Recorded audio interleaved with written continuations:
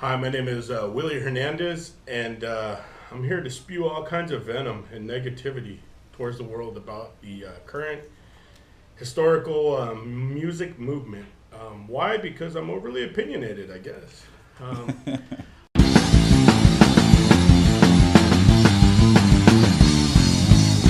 can't decide what brings about the pain. You only know that you just don't feel right. I wish I could help you rekindle the flame, but in my mind I'm not the same.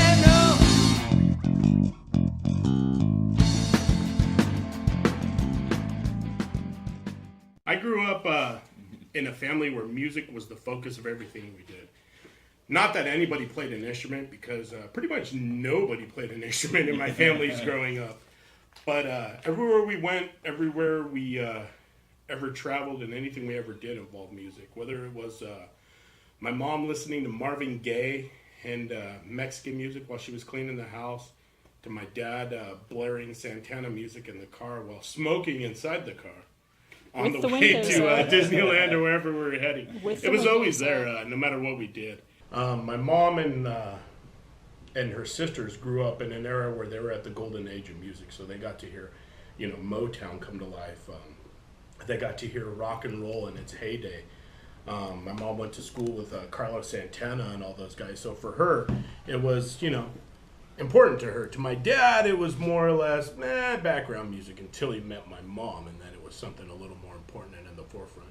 My mom definitely gave me my musical influences, the soul, the R&B, the funk.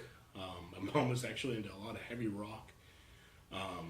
And everywhere we went, we went to birthday parties for my aunts and my nephews and my nieces, and after the piñata was broken and everybody drank all the beer, everybody cried and listened to, Tierra songs, or they got together and they got drunk and they sang dance to the music and jumped around, and that was just how they operated. It was just, it was just understood.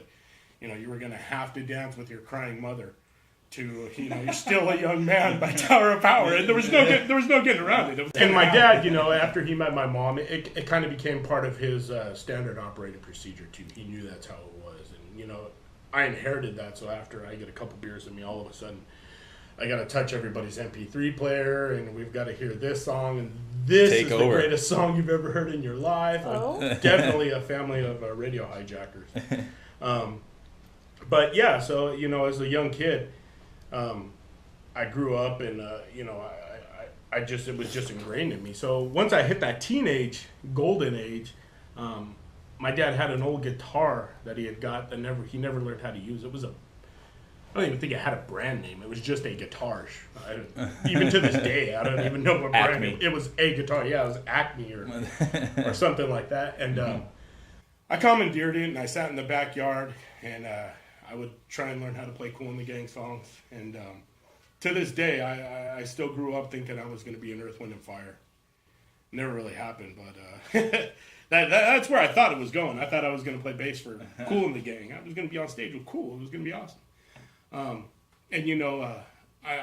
had my stints in different bands, punk bands, ska bands, reggae-ish bands, metal bands, funk bands, stuff like that. So I feel, and even though I'm probably not right, I feel like I have a very broad musical tasting, but everybody thinks that, I listen to both types of music, country and western. So now that you're not going to be in Earth, Wind, and Fire, what do you hope to gain from music?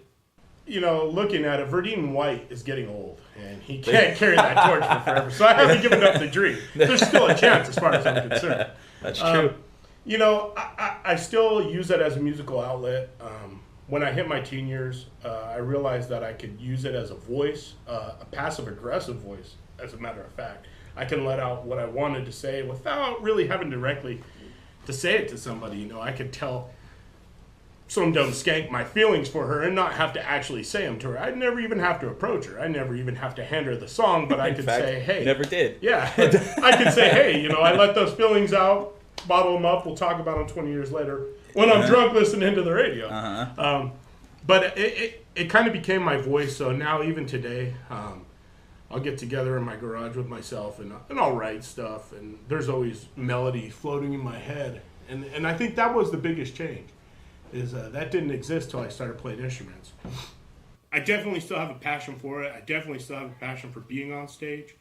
But life gets in the way. What are you going to do? Yeah. I didn't give up on the dream. It's just on the back burner for the time being. But yeah, so now as I'm an adult, it's hard for me to process. I don't know if it's just my old age kicking in, but it's hard for me to process how what's puked out these days as pop music is okay. It's poor. It's very poor. It's very poor. It's very poor. I try real hard, and it's like marketing diabetic scam. It's diabetic syrup. It's just overly sweetened and overly poppy. And I'm glad I'm at a point right now to where I can look back at it and see that. And I'm glad that I've experienced better music and can identify crap when I hear it and see it. But Well, you're ahead of the game there. yeah, That's for sure. it's also hard to watch your idols fall. It's hard to watch a band that you felt so passionate about put out just sheer putrid crap for the sake of trying to stay relevant.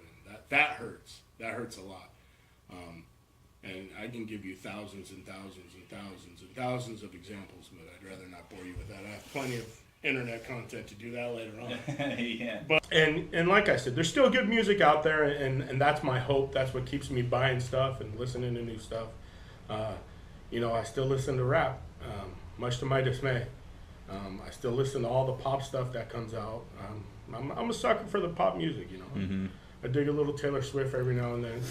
It's catchy. It does its job. It's meant to make you feel good, and it's meant to put you in that euphoric state of when you were a young kid, and it does what it does. I personally hate happiness. So. I do too. Who am I kidding? But like I said, every type of music in my life has its place. Country has its place, and rock has its place, and metal has its place, and all that stuff has its place. And for me, when I'm in the right mood, I'll listen to it.